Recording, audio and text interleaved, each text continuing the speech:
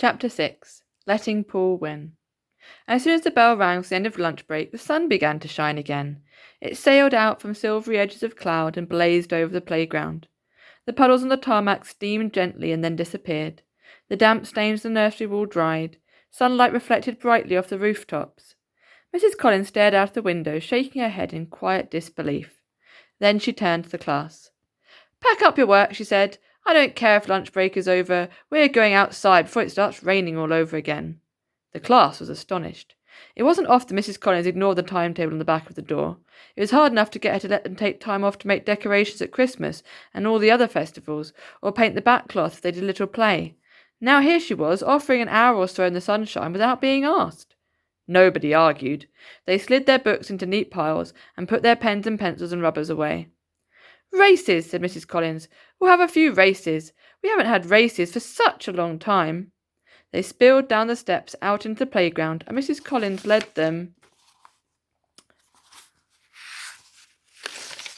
quietly round the back of the nursery where there was grass. Races were pleasanter on grass, and this patch was not even overlooked by classes, still imprisoned in front of their workbooks. Out here they could have a really good time. The races came in every size and description, one after another, as fast as Mrs. Collins could think of them. The light-haired raced against the dark-haired, the straight-haired raced against the curly-haired. "Those in frocks against those in trousers," said Mrs. Collins. She looked round. Only Bill had a frock on. "Forget it," Mrs. Collins said. "That race is cancelled. Think of something else." Someone did. Those wearing red raced against those wearing no red at all. Those who liked cats better than dogs raced against those who preferred dogs to cats. The first 5 in the class, in alphabetical order, raced against the next 5, and so on and so on.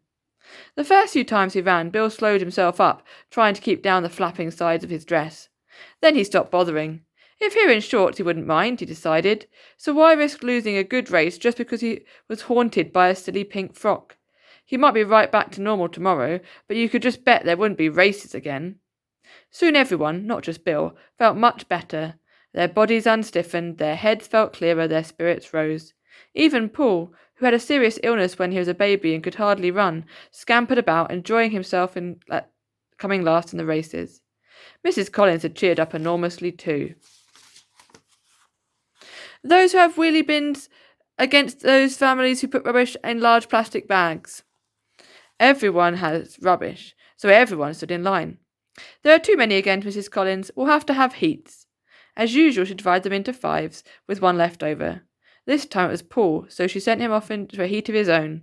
He pranced along in his curious, loping fashion and threw himself merrily over the finishing line. "I'm in the finals now. I won my heat." Mrs. Collins pushed the hair back from her face. She was hot. "Small break before the final," she called. "All of you stay here quietly while I slip inside for a moment. Whispering only." And she hurried off to fetch a quick drink. Bill tucked the pink frock in so tightly round his legs and lay back. The grass felt tickly above his arms and his neck. Above, the fat clouds sailed over an enormous sky. The cool breeze fanned his face. He felt perfectly happy. He heard Astrid whispering in his ear. "You're in this final, aren't you? You won your heat. So did I. So did Delilah and Kirsty." "And Paul," Bill reminded Astrid. "He won his heat too."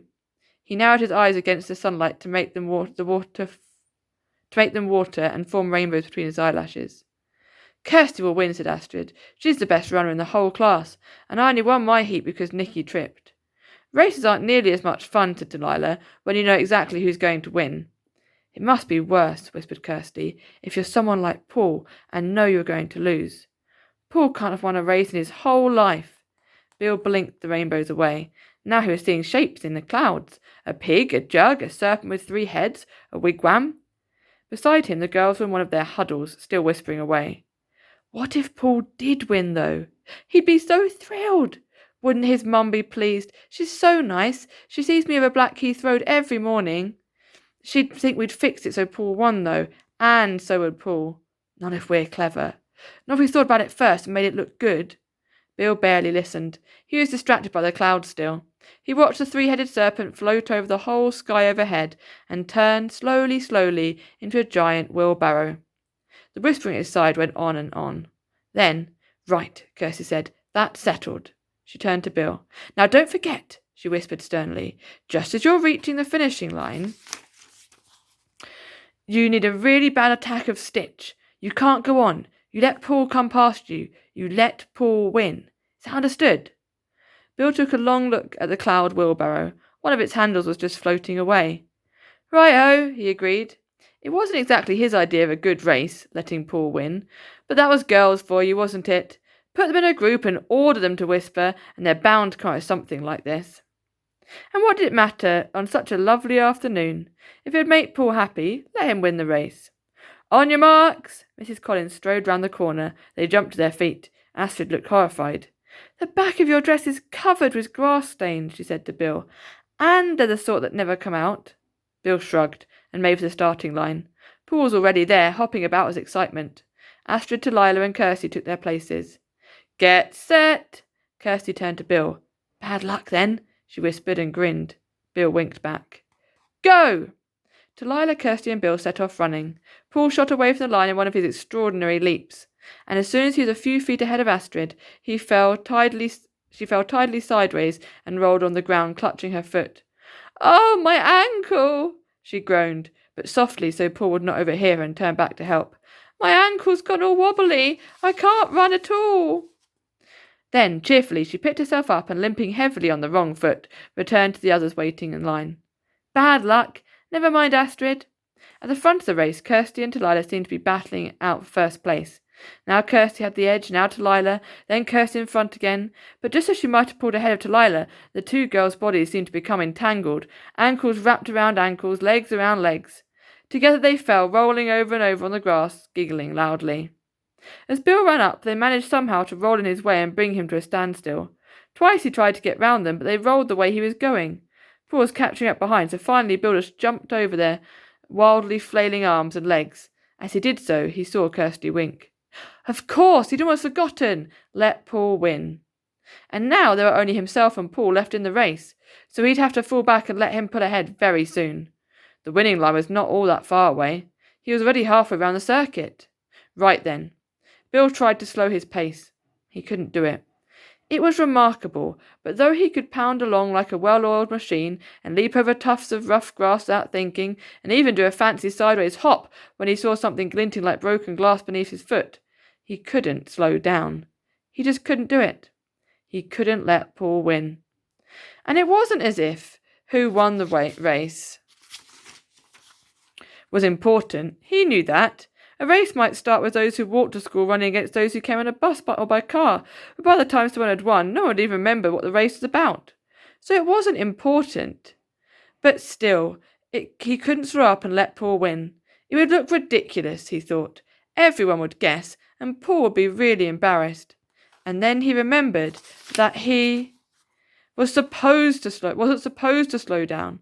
The girls had sat in their huddle and worked all this out before the race began. They'd known he wouldn't be able to slow down. They'd thought it all out. Weren't girls amazing? He was supposed to pretend to have a stitch. Right then. But he couldn't do that either, and time was running out fast. He'd almost completed the circuit. There was a finishing line, looming up only a few metres ahead, and there was a whole class watching.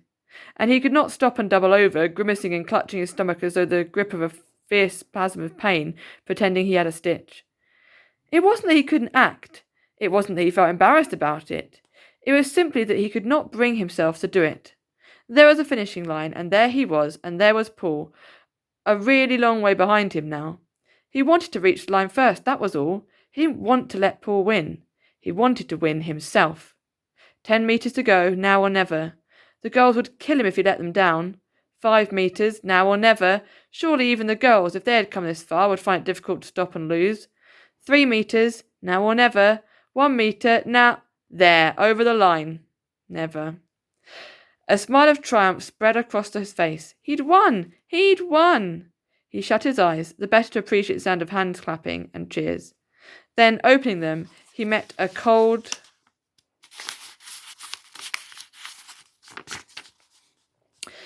and hostile glare from Astrid, and one from Kirsty, and one from Delilah. There was everyone else, cheering and applauding madly, and there were 3 pairs of witch eyes glowering at him balefully. He'd let them down horribly. It was almost as if he'd cheated to win the race. And since all 3 had dropped out one after another, expecting that he would as well, he had in a way won it unfairly. If everyone had won properly, Kirsty would have almost certainly have won. The victorious smile on Bill's face faded. He felt small and selfish and ungenerous. He felt ashamed. But while Bill was standing, picking miserably at the embroidered roses on his pink frock, feeling quite rotten and wishing that everybody would stop cheering, Paul was still bravely pressing around the last bit of the circuit in his funny loping way.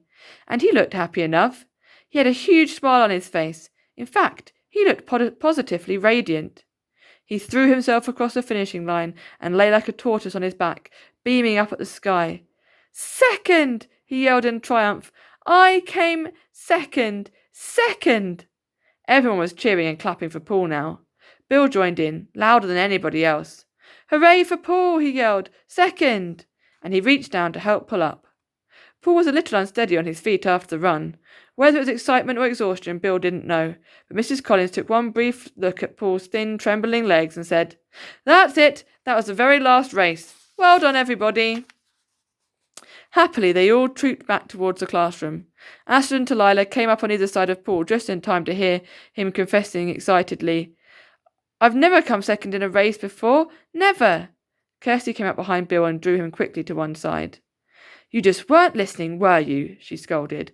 "Lying there on your back, staring at clouds, away with the fairies. You were supposed to pretend to get a stitch." "I'm sorry," said Bill. "It doesn't matter," Kirsty said. "In fact, it was probably all for the best. If he'd come first, Paul might have guessed." She turned to face Bill. "It's just—" Now tipping her head to one side, she looked at him very closely in the eye. "It's just—" "What?" Kirsty shook her head, sighing. "It's just that somehow you seem different today. I can't think what it is about you that's odd, but you're not you." She turned to go. Bill reached out to try and stop her. "But who am I?" he asked her desperately. "Who am I?"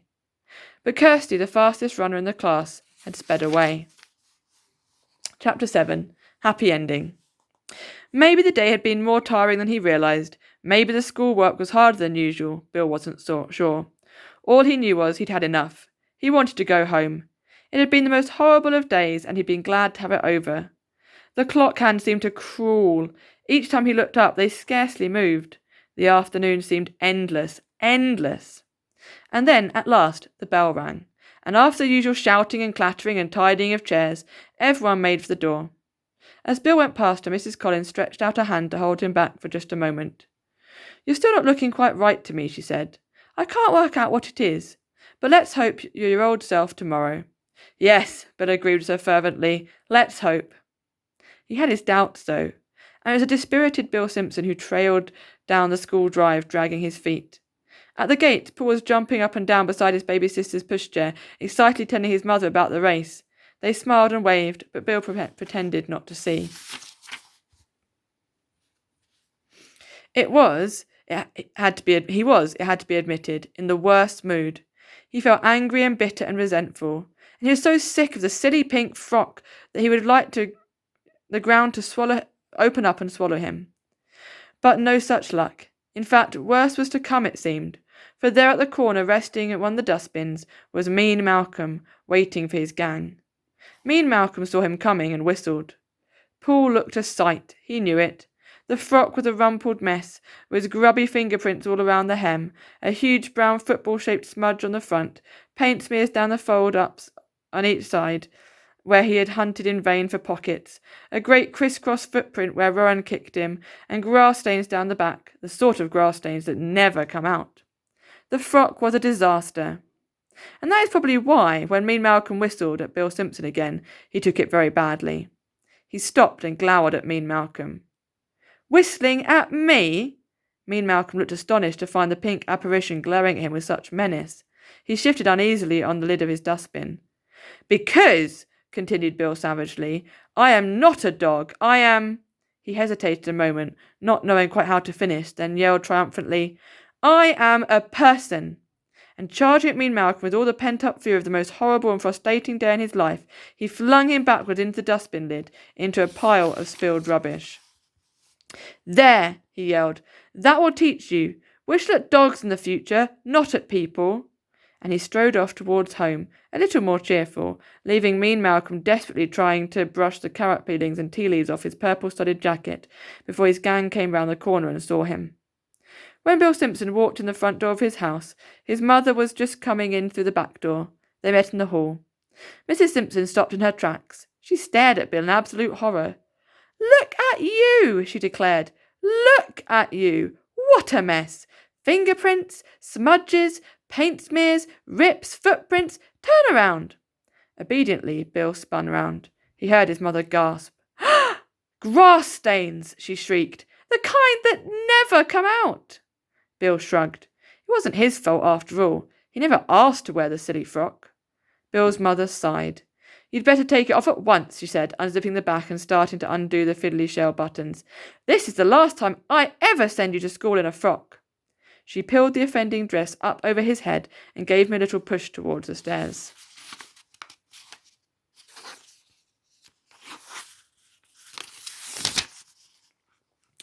Bill needed no prompting. He ran up to his bedroom and pulled on a pair of jeans and a shirt. Then he took the tiniest sideways peep in his mirror. And then another slightly longer peep. And then a good long stare. He was a boy. Some people might have said that he could have done with a bit of a haircut, but he was definitely a boy. Never in his whole life had Bill felt such relief. Bella the cat came up and rubbed her soft furry body around his ankles in the usual way. She didn't seem to notice any difference. Bill picked her up and buried his face in her fur. "It's all right," he whispered to her delightedly. "It's over. It's over. It doesn't matter if it was a dream or not. Whatever it was, it's all over." She purred contentedly in his arms. He held her tight. "And Mum says," he repeated firmly to himself and to Bella, "that is the last time I ever go to school in a frock."